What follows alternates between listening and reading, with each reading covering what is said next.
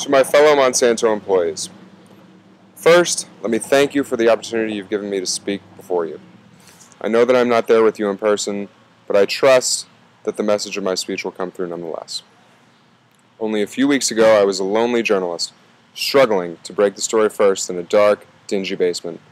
Now, however, I have the opportunity to speak on your behalf. I know that I have not met most of you, but I look forward to in the coming days and weeks. It is no surprise that our company has come under considerable media scrutiny over the past 10 years. Costly legal battles have hurt us at home and abroad.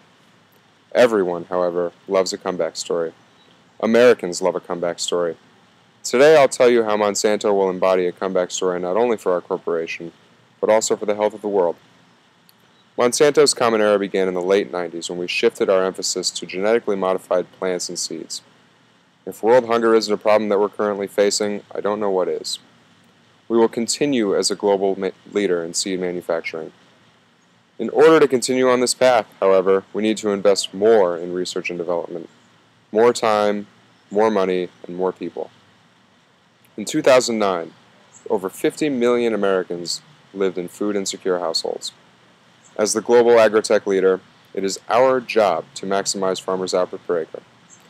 We currently spend more than $2.6 million a day on research and development. Our three-pronged approach includes advanced breeding, biotechnology, and improved agronomic practices. We are at the forefront of combating the hunger problem in America, and we will continue to do so. One of our most important new projects is the development and manufacturing of water-efficient seed traits. Water is agriculture's best friend and worst enemy. The problem that we are currently facing is exponentially rising food demand, yet a finite water supply. There are a number of ways in which we will handle this problem. New research is focused on a family of biotechnological seed traits that can handle drought conditions. If the crops are given a sufficient amount of water, however, their yield is comparable to that of our non-drought resistant brands. Additionally, we are working on protecting our new corn crops from rootworm. Plants with healthier, hardier roots are better suited to withstand drought conditions.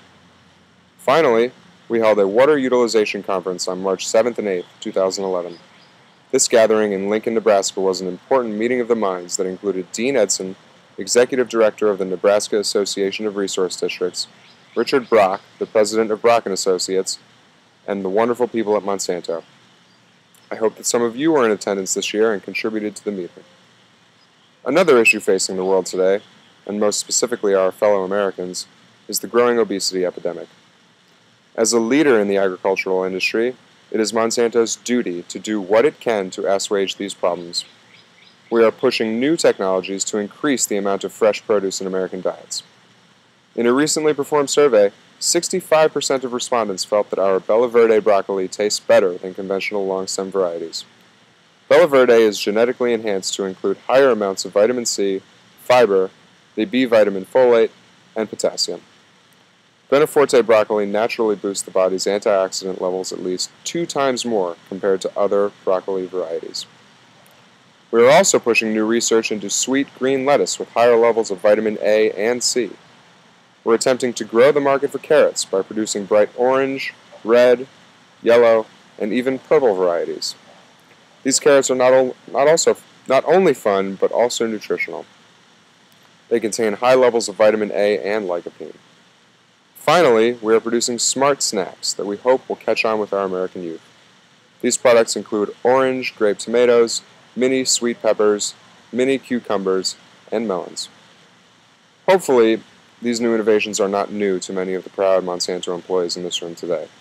And by no means do the innovations that I've spoken about today encompass everything that Monsanto is doing. The point that I am trying to stress, however, is that we must not stop here. We must not stop here. We need to further develop these new technologies for the health of America and of the world.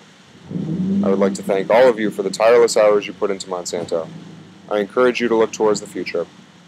We are moving through the problems that we have faced in this past decade, and we are roaring into the upcoming one. Monsanto employed 12,600 people in 2003.